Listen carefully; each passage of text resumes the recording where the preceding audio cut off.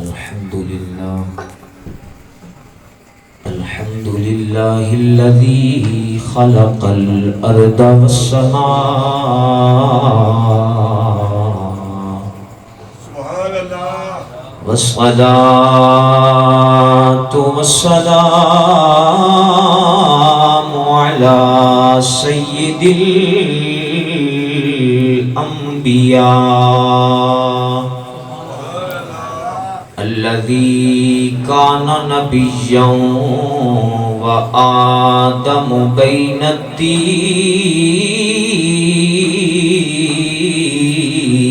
والماء وعلى آله أهل الصدق والصفاء وأصحابه الأبرار والشرفاء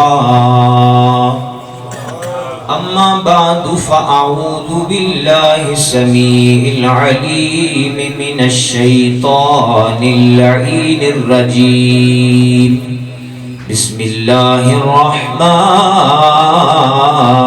الرحيم والذين جاءوا من بعدهم يقولون ربنا اغفر لنا ولإخواننا الذين سبقونا بالإيمان.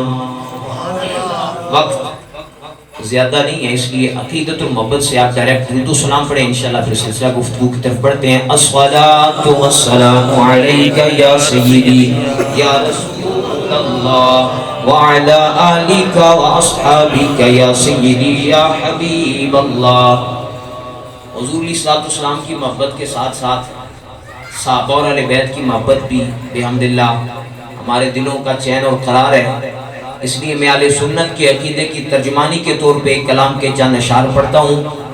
خلیفہ بلا فصل یار غار مصطفیٰ یار مزار مصطفیٰ حضرت جناب ابو بکر صدیق سے لے کر کریم آقا کے آخری صحابی حضرت وحشی تک حضرت امیر معاویہ حضرت ابو سفیان سمیت ہم پیغمبر کے ہر صحابی کے نوکر ہیں. اور کریم آقا علیہ السلام کی آل بیت کی محبت ہمارے دلوں کا چین اور قرار ہے. قرآن میں بیان پروردگار ہے میرے نبی پہ سارا دار و مدار ہے میرے نبی پہ تیری وجہ سے مانا تیرے صحابیوں کو طاہر تیرا گھرانہ دل کا قرار ہے طاہر تیرا گھرانہ دل کا قرار ہے میرے نبی پہ سارا دار و مدار ہے. اور مولا علی کے صدقے صدیق پر میں قربان مولا علی کے صدقے صدیق پر میں قربان. کیوں؟ ایک لاڈلا ہے تیرا ایک لاڈلا ہے تیرا ایک یار غار ہے میرے نبی پہ سارا دار و مدار ہے. قرآن میں بیان اور تیری فاطمہ ہے بیٹی تیری عائشہ ہے زوجہ. قرآن کی نص ہے.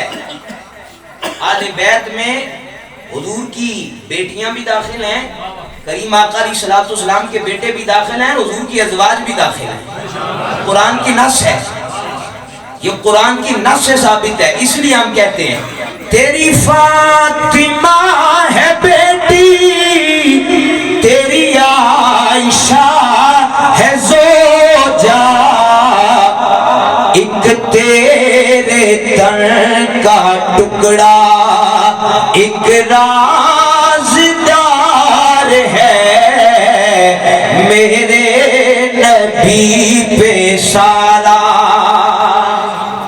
اب اہل سنت کے نعرے کی پہچان اور اہل سنت کے عقیدے کی ترجمانی سنیں کہ نعرہ حیدری پر ایمان ہے ہمارا، لیکن پہچان تو ہونا اہل سنت کی مجلس ہے۔ نعرہ حیدری پر ایمان ہے ہمارا، لیکن اس سے بھی پہلے حق چار یار ہے، لیکن اس سے بھی پہلے حق چار یار ہے، اور بے ادب کر رہے ہیں دعوے محبتوں کے، ارے جھوٹے فریبیوں پر لعنت ہزار ہے، میرے نبی پہ سارا۔ حمد و صلات کے بعد واجب الاحترام معزز و محترم حاضرین و سامعین، بلا تمہید اپنی گفتگو کو شروع کرتا ہوں۔ وقت چونکہ ظہر کا بھی قریب ہو رہا ہے، میرے شیخ طریقت امیر اہل سنت بانی دعوت اسلامی حضرت علامہ مولانا ابو بلال محمد الیاس عطار قادری رضوی دامت برکاتہ القدسیہ، جن کی پہچان کے لیے اتنا ہی کافی ہے، جن کی تربیت سے اللہ نے اہل سنت کو سلیم قادری شہید بھی عطا کیے ہیں اور غازی ملک ممتاز حسین قادری شہید بھی عطا کیے ہیں۔ اس دور پرفتن میں جس نے قرآن پاک کی آیت کا ترجمہ کرتے ہوئے ہر صحابی نبی جنتی جنتی کا نعرہ امت کو دیا ہے، میرے شیخ طریقت کا یہ انداز ہے کہ وہ اپنی تقریر ہو یا تحریر ہو، اس سے پہلے مصطفیٰ جان رحمت صلی اللہ علیہ وسلم کی ذات پہ درود و سلام کے حوالے سے کوئی روایت یا حکایت بیان کرتے ہیں۔ توجہ کیجئے کہ الحمدللہ مجھے حدیث یاد ہے، انشاءاللہ میں اپنی یادداشت سے اللہ کے فضل سے چند حدیث آپ کے سامنے رکھوں گا، اور پھر رسالہ ثواب کے حوالے سے اہل سنت کا عقیدہ۔ میرے کریم آقا علیہ السلام پہ جب بھی درود و سلام پڑھیں، اب بار بار آپ کو متوجہ کرنے کی ضرورت نہیں، اہل سنت کا عقیدہ ہے میرے کریم آقا علیہ السلام درود و سلام پڑھنے والوں کو جانتے بھی ہیں اور پہچانتے بھی ہیں، اور کریم آقا علیہ السلام آل محبت کے سلام کا جواب بھی عطا فرماتے ہیں۔ صحیح مسلم کی حدیث، میرے کریم آقا علیہ السلام فرماتے ہیں انی لعارف حجرا بمکہ کانا یسلم علی قبل ان ابعث انی لعارفہ الان۔ یہ حدیث مصطفیٰ حضرت محبت سے کہیے سبحان اللہ۔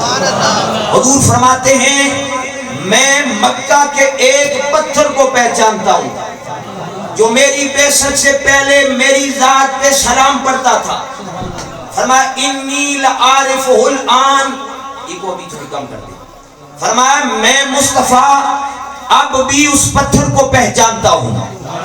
کسی کے ذہن میں خیال آ سکتا ہے بھائی حضور مکے کی گلیوں سے گزرتے تھے، پتھر نظر کے سامنے آتا تھا، کریم نبی اس لیے پہچانتے تھے۔ میں نے کہا صرف اس پتھر کی بات نہیں، صبح قیامت تک جو بھی مصطفیٰ کا امتی آنے والا ہے میرے آقا اسے جانتے بھی ہیں اور پہچانتے بھی ہیں۔ صحیح مسلم کی ایک اور حدیث، میرے کریم نبی فرماتے ہیں قرب قیامت میں دجال کو قتل کرنے کے لیے جو گھڑ سوار جائیں گے، جو گھوڑوں پہ سوار ہوں گے، میرے کریم نبی فرماتے ہیں انی لعارف اسماءہم واسماء آبائہم والوان خیولہم، فرمایا وہ جو گھڑ سوار ہوں گے میں ان گھڑ سواروں کے نام بھی جانتا ہوں، وَأَسْمَاءَ آبَائِهِمْ ان کے باپوں کے نام بھی جانتا ہوں، وَأَلْوَانَ خَيُولِهِمْ اور جن گھوڑوں پہ وہ سوار ہو کے جائیں گے مصطفیٰ فرماتے ہیں میں ان گھوڑوں کے رنگوں کو بھی جانتا اور پہچانتا ہوں۔ اس لیے اہل سنت کا عقیدہ بحمداللہ احادیث آیات کی روشنی میں واضح ہے۔ جو آیت میں نے آپ کے سامنے پڑھی سورہ حشر کی آیت نمبر 10، کوشش فرمائیں توجہ ادھر رکھیں تاکہ سلسلہ آیات و حدیث کو سمجھنے میں ہمیں آسانی رہے۔ اللہ نے مومنین کے 3 گروہوں کا ذکر فرمایا۔ کتنے گروہوں کا؟ 3۔ ایک گروہ ہے مہاجر، دوسرے گروہ ہیں جنہوں نے مہاجرین کی مدد اور نصرت کی جنہیں انصار کہا جاتا ہے، اور تیسرے مسلمانوں کے گروہ جس کا اللہ نے سورہ حشر کی آیت نمبر 10 میں ذکر فرمایا، والذین جاءوا من بعدہم یقولون ربنا اغفر لنا ولاخواننا الذین سبقونا بالایمان۔ فرمایا وہ لوگ جو ان کے بعد آئے، توجہ کیجئے گا، فرمایا وہ اللہ کی بارگاہ میں التجا کرتے ہیں ربنا اغفر لنا، اے اللہ ہماری بخشش فرما، ولاخواننا الذین سبقونا بالایمان اور ہمارے جو بھائی ہم سے پہلے ایمان کی حالت میں دنیا سے جا چکے ہیں اللہ ان کی بھی بخشش فرما۔ مفسرین نے لکھا، توجہ کیجئے گا، اللہ نے مومنوں کے صرف 3 گروہ کا ذکر فرمایا، یا مہاجر صحابہ یا انصار صحابہ، اور تیسرا گروہ ہے جو صحابہ کے حق میں دعائے خیر کرنے والا ہے۔ اس کے علاوہ مومنوں کا کوئی اور گروہ نہیں ہے۔ اور آل بیت کی شان پہ قربان جائیں، سیدی اعلیٰ حضرت نے تو پیغام ہی یہ دیا ہے، اور وہ سنی ہو ہی نہیں سکتا جس کے دل میں آل بیت کی محبت نہ ہو، لیکن جو صحابہ کا ذکر سن کے چی بچی ہو جائے پھر مان لو اور جان لو کہ گل وچ ہو رہے۔ میرے کریم نبی فرماتے ہیں اللہ اللہ فی اصحابی، اے لوگو خدا کے لیے میرے صحابہ کے بارے میں اپنے رب سے ڈرو، فمن آذاہم فقد آذانی، کریم نبی فرماتے ہیں جس نے کسی صحابی کو تکلیف دی اس نے مجھے تکلیف دی۔ اور بخاری اٹھائیے، میرے کریم نبی فرماتے ہیں لا تسبوا اصحابی فوالذی نفسی بیدہ فلو ان احدکم انفق مثل احد ذهبا ما بلغ مد احدہم ولا نصیفہ۔ یہ کریم نبی کا فرمان ہے۔ حضور فرماتے ہیں میرے ایک بھی صحابی کو برا نہ کہو۔ آج کل یہ بھی بیماری ہے، بندے کہتے ہیں بھئی فلاں صحابی کی شان نہیں بیان کرنی چاہیے، امساک ہے، زبان بند رکھنی چاہیے۔ میں نے کہا زبان بند صحابی کی شان سے نہیں ہے، زبان بند ہونی چاہیے صحابی کے خلاف بولنے سے۔ یہ اہل سنت کے متون عقائد کے سارے گواہ ہیں، اور جس صحابی کی شان ہم بیان کرتے ہیں وہ جناب صدیق اکبر ہوں، صداقت کے تاجدار ہوں، فاروق اعظم ہوں، عثمان غنی ہوں، مولا علی ہوں، حسنین ہوں، امیر معاویہ ہوں، وحشی بن حرب ہوں۔ اللہ کے فضل سے ہر صحابی کی شان پہ مصطفیٰ کا فرمان موجود ہے۔ میں محدثین کی ایک بات برکت کے لیے، امام عبداللہ ابن مبارک سے کسی نے پوچھا حضرت یہ میں صرف ایک صحابی کی شان کی تخصیص نہیں کر رہا بلکہ بات یہ سمجھانا چاہتا ہوں کہاں عام بندہ اور کہاں صحابی کی شان۔ حضرت عبداللہ ابن مبارک سے کسی نے پوچھا حضرت بتائیے عمر بن عبدالعزیز افضل ہیں یا حضرت امیر معاویہ افضل ہیں؟ تو حضرت عبداللہ ابن مبارک کا فرمان سنو، 34 سال حرم میں بیٹھ کے فتویٰ دینے والے امام ابن حجر مکی نے اس روایت کو تطہیر الجنان میں ذکر کیا۔ امام ابن حجر فرماتے ہیں جب عبداللہ ابن مبارک سے سوال ہوا تو حضرت عبداللہ ابن مبارک نے کیا خوبصورت جواب دیا، فرمایا ارے تم موازنے کی بات کرتے ہو، ان الغبار الذی دخل فی انف فارس معاویہ افضل من عمر ابن عبدالعزیز بألف مرہ۔ کہاں عمر بن عبدالعزیز اور کہاں مصطفیٰ کے صحابی؟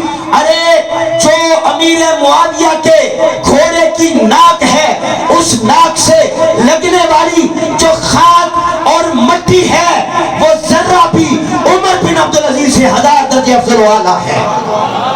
ہم مولا علی کی شان سے موازنہ نہیں کرتے۔ اعلیٰ حضرت نے فرمایا امیر معاویہ کی شان بہت حضرت علی کے مقابلے میں کم ہے. اگر 1000 گھوڑے تیز رفتار دوڑتے رہیں تو مولا علی کی شان کو نہیں پہنچ سکتے. مولا علی کی شان اپنی جگہ پہ, لیکن صدیق اکبر وہ ہیں جن کے پیچھے مولا علی بھی مقتدی بن کے کھڑے ہوتے ہیں. وہ اہل سنت کا عقیدہ سمجھو, خلیفہ اول خلیفہ بلا فصل جو ہے اسے اہل سنت کی زبان میں صدیق اکبر کہتے ہیں. کون؟ جن کے بارے میں مصطفیٰ فرماتے ہیں میں نے ہر کسی کے احسان کا بدلہ دے دیا, لیکن ابو بکر تمہارے احسانات کا بدلہ اللہ قیامت والے دن عطا فرمائے گا. کون ابو بکر؟ ہم آل بیت اور صحابہ دونوں کو لے کے چلنے والے ہیں, کیونکہ ہمارے امام نے پیغام دیا اہل سنت کا ہے بیڑا پار. اصحاب حضور نجم ہے اور ناؤ ہے. اطرت رسول اللہ کی تبوک کے موقع پہ حضرت جناب ابو بکر صدیق رضی اللہ عنہ محبت سے کہیے سبحان اللہ. حضور کی بارگاہ میں آئے, میرے کریم نبی صلی اللہ علیہ وسلم کی بارگاہ میں گھر کا سارا مال لے آئے. حضور نے پوچھا ما ابقیت لآلک, ابو بکر اپنے گھر والوں کے لیے کیا چھوڑ کے آئے؟ صداقت کے تاجدار حضرت جناب ابو بکر صدیق نے جو جواب دیا, جب حضور نے پوچھا ما ابقیت لآلک, اے ابو بکر اپنے گھر والوں کے لیے کیا چھوڑ کے آئے ہو؟ حضرت جناب ابو بکر صدیق عرض کرتے ہیں ابقیت لہم اللہ ورسولہ, اے کریم نبی میں اپنے گھر والوں کے لیے خدا چھوڑ کے آیا ہوں یا خدا کا مصطفیٰ چھوڑ کے آیا ہوں. اقبال اسی لیے کہتے پروانے کو چراغ ہے اور بلبل کو پھول, بس صدیق کے لیے خدا اور اس کا رسول بس. زندہ باد, زندہ باد, زندہ باد, زندہ باد, زندہ باد, حق سبحان اللہ. اللہ فرماتے ہیں والذین جاؤوا من بعدہم یقولون ربنا اغفر لنا ولإخواننا الذین سبقونا بالایمان. فرمایا مومنوں کا جو گروہ بعد میں آیا ہے وہ اللہ کی بارگاہ میں التجا کرتا ہے ربنا اغفر لنا, اے اللہ ہماری بھی بخشش فرما, ولإخواننا الذین, ہمارے ان بھائیوں کی بھی بخشش فرما, سبقونا بالایمان, جو ایمان کی حالت میں دنیا سے جا چکے. میں نے کہا اس آیت سے معلوم ہوا اپنے پہلوں کے لیے, اپنے دنیا سے جانے والوں کے لیے بخشش کی دعا کرنا مصطفیٰ کی بھی سنت ہے اور قرآن کا حکم بھی ہے. اٹھائیے بخاری, اِسارے ثواب کی ایک دو حدیث سنا کے میں سلسلہ گفتگو کو سمیٹتا ہوں. بخاری میرے کریم نبی کے صحابی حضرت عبداللہ ابن عباس اس حدیث کے راوی. کون عبداللہ ابن عباس؟ جن کے بارے میں حضور فرماتے ہیں اے اللہ عبداللہ ابن عباس کو کتاب اللہ کی تفسیر اور تعویل کا علم سکھا دے. اے حضور جس کے لیے دعا فرمائیں وہ مولا علی ہوں یا وہ جناب امیر معاویہ ہوں. حضور حضرت امیر معاویہ کے حضور نے دعا فرمائی, جامع ترمذی کی حسن درجے کی حدیث ہے اللہم اجعلہ ہادیا مہدیا وادی بہ, اے اللہ معاویہ کو ہادی بنا دے, مہدی بنا دے, ذریعہ ہدایت بنا دے. اب اعلیٰ حضرت کا عشق دیکھنا, اعلیٰ حضرت فرماتے ہیں حضور جس کے لیے دعا کریں, آئے حضور کی دعا کی شان. سیدی اعلیٰ فرماتے ہیں حضور جس کے لیے دعا فرمائیں تو پھر قبولیت آسمانوں سے اتر کے آتی ہے. میرے امام فرماتے ہیں اجابت کا سہرا عنایت کا جوڑا دلہن بن کے نکلی دعائے محمد. اجابت نے جھکی کر گلے سے لگایا, بڑی ناز سے جب دعائے محمد. نعرہ تکبیر، نعرہ رسالت، نعرہ تحقیق.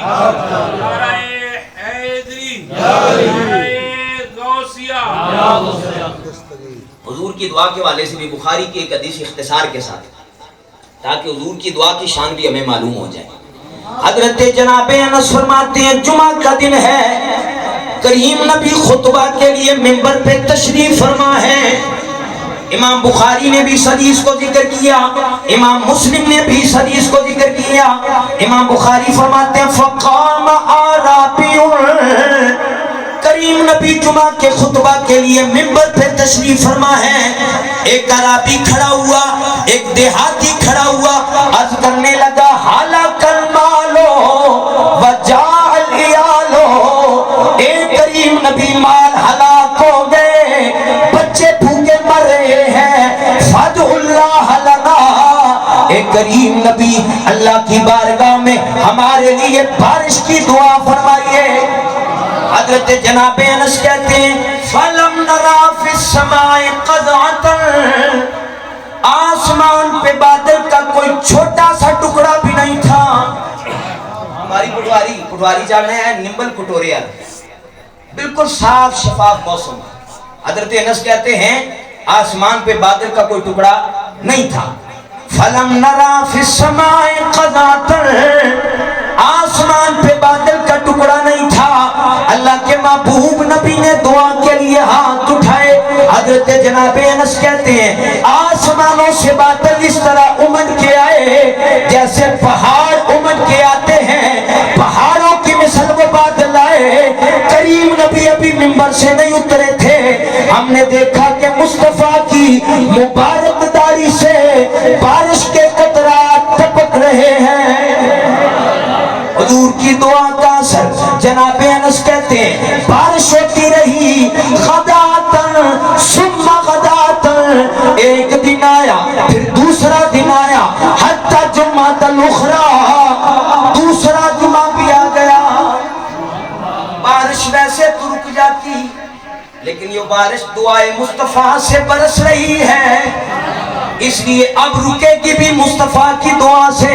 حضرت انس کہتے ہیں اب دوسرا جمعہ آیا، فقام اعرابی ہوا او غیرہ، وہی بندہ کھڑا ہوا یا کوئی اور بابا کھڑا ہوا، اس نے عرض کی کریم نبی تہدم البناء وخرق المال، اے کریم نبی اب تو ہمارے مکان گر گئے، ہمارے مال غرق ہو گئے، اتنی بارش ہوئی، اتنی بارش ہوئی۔ اے کریم نبی اللہ کی بارگاہ میں دعا کیجئے اب بارش چھٹ جائے، بارش کا موسم بدل جائے۔ جناب انس کہتے ہیں حضور نے پھر دعا کے لیے ہاتھ اٹھائے۔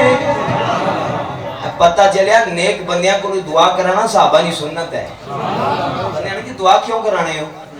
بھائی صحابہ نے حضور سے کروائی، ہم تو اس لیے سمجھ کے کرتے ہیں، ہمیں نیک بندوں سے دعا کروانا سنت ہے۔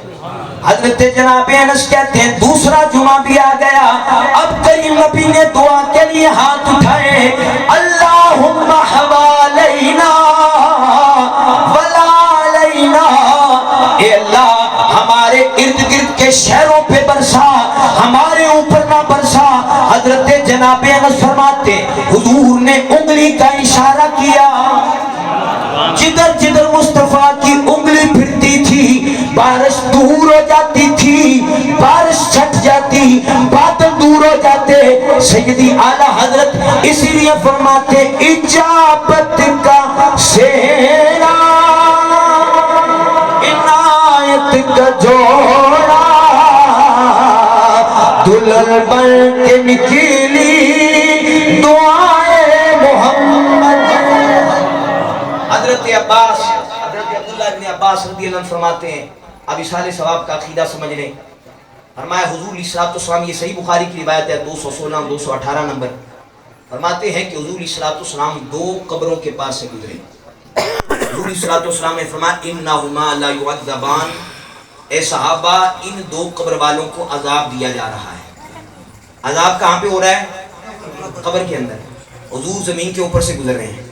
اب بندے آنے جی حضور کی کرن نے پیچھے نہ پتہ نہیں، یعنی کہ معاذ اللہ کرن نے پیچھے نہ پتہ نہیں تو حضور زمین نے تھلے نہیں خبریں دے رہے، جو زمین کے نیچے ہو رہا ہے حضور اس کی خبر بتا رہے ہیں۔ اور صرف خبر نہیں، میرے کریم نبی نے عذاب کی وجہ بھی بتا دی۔ فرمایا وما یعذبان فی کبیر اما احدہما فکان لا یستتر من بولہ واما الاخر فکان یمشی بالنمیمہ.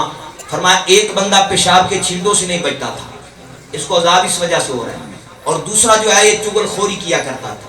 پھر حضور صلی اللہ علیہ وسلم نے ایک شاخ منگوائی اور اس کے فشقھا بنصفین، حضور نے دو حصے کیے، ایک حصہ ایک قبر پہ رکھا، دوسرا حصہ دوسری قبر پہ. صحابہ نے عرض کی لما صنعت یا رسول اللہ صلی اللہ علیہ وسلم. صحابہ نے ہمارا مسئلہ حل کر دیا. اگر صحابہ نہ پوچھتے نا تو بندے آنکھنا سی بھائی حضور ایویں ہی رکھی چھوڑی ہے جی. صحابہ نے پوچھا حضور آپ نے یہ کام کیوں کیا؟ کریم آخری صلی اللہ علیہ وسلم نے فرمایا اللہ ان یخفف عنہما ما لم یبسا. فرمایا جب تک یہ شاخیں خشک نہیں ہوں گی، جب تک یہ تر رہیں گی، ان کے عذاب کے اندر کمی ہوتی رہے گی. اب میں اپنی بات نہیں کرتا، بخاری کی سب سے مشہور شرح فتح الباری شرح صحیح بخاری اٹھائیے، اور اسی طرح امام نووی رحمۃ اللہ تعالی علیہ کی المنہاج صحیح مسلم کی شرح اٹھائیے، یہ عربی کی شروعات ہے. امام ابن حجر نے بھی لکھا کہ جب تر شاخ کی وجہ سے اللہ مومن کے عذاب میں کمی کر دیتا ہے، تو جب بندہ مومن اللہ کا قرآن پڑھے، جب مصطفیٰ کی ذات پہ درود و سلام پڑھے، جب حضور کی نعتیں پڑھے اور پھر کہے اللہ اس کے عذاب میں کمی فرما، تو رب کیوں نہ کمی فرمائے گا. فرمایا اگر عذاب میں کمی تر شاخوں سے ہو سکتی ہے تو بندہ مومن کی دعا اور تلاوت قرآن کی برکت سے بھی اللہ دنیا سے جانے والے کے عذاب کے دور بھی فرما دیتا ہے، عذاب میں کمی بھی فرما دیتا ہے. حدیث میرے ذہن میں کافی ہے لیکن وقت چونکہ کافی گزر چکا. اصال ثواب کی یہ خوبصورت بزم ہمارے استاد مولانا قاری اعجاز قادری صاحب، ہمارے مولانا اکرام قادری صاحب ان کے شاگرد ہیں، اور الحمدللہ مجھے بھی ان سے شرف تلمذ حاصل ہے. ان کا حکم تھا، میں نے حاضری دی. حضرت مولانا قاری اعجاز صاحب کے بہنوئی غلام محمد صاحب اللہ رب العزت ان کی قبر پہ کروڑوں رحمتوں کا نزول فرمائے، اور ان کے صاحبزادگان ارشاد بھائی اور شکیل بھائی، جمیل بھائی، اللہ رب العزت سب کو اس صدمے پر صبر اور اس پر اجر نصیب فرمائے. دوران درس و بیان کسی قسم کی لفظی معنوی غلطی ہوئی ہو تو اللہ تبارک و تعالی اپنے شان کریمی کے تصدق سے معاف فرمائے. ہمیشہ یہ بات یاد رکھیں جو اعلیٰ حضرت نے پیغام دیا، اس دور میں اگر اہل سنت کی بقا کی کوئی سند ہے تو وہ سیدی اعلیٰ حضرت کی ذات ہے. جس نے بھی اعلیٰ حضرت سے منہ موڑا، پھر جو تیرے در سے یار پھرتے ہیں در بدر یوں ہی خار پھرتے ہیں. میں نے کہا سارے آستانوں کو سلام، سارے سیدوں کو سلام، لیکن ایمان سے بتاؤ جس کے ہاتھ پہ امام حسن نے بیعت کی ہو، اور امام حسن سے بڑا کون سید ہوگا؟ جس کو حضور خود فرماتے ہیں ان اپنی ہادہ سیدن، میرا یہ بیٹا سید ہے. اس لیے اہل سنت کے عقیدے کے مطابق اللہ کے فضل سے ہم صحابہ کے بھی غلام ہیں، ہم اہل بیت کے بھی نوکر ہیں. صحابہ کی شان بیان کرنے کا یہ مقصد نہیں کہ اہل بیت کے بارے میں ہمارا رویہ جو ہے معاذ اللہ وہ کسی کچی بات کا شکار ہو جائے، اور اہل بیت کی شان بیان کرنے کا یہ مقصد نہیں کہ صحابہ کے بارے میں ہمارا عقیدہ خراب ہو جائے. حضور فرماتے ہیں میرے صحابہ آسمان کے ستاروں کی طرح ہیں، اور میری اہل بیت کشتی نوح کی طرح ہیں. جو اس میں سوار ہوا وہ بچ گیا، اور جو پیچھے رہ گیا وہ غرق ہو گیا.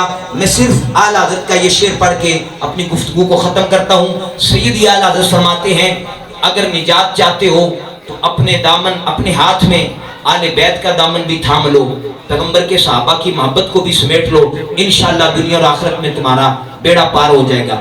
امام فرماتے اہل سنت کا ہے بیڑا پار، اصحاب حضور نجم ہے اور ناؤ ہے، عطرت رسول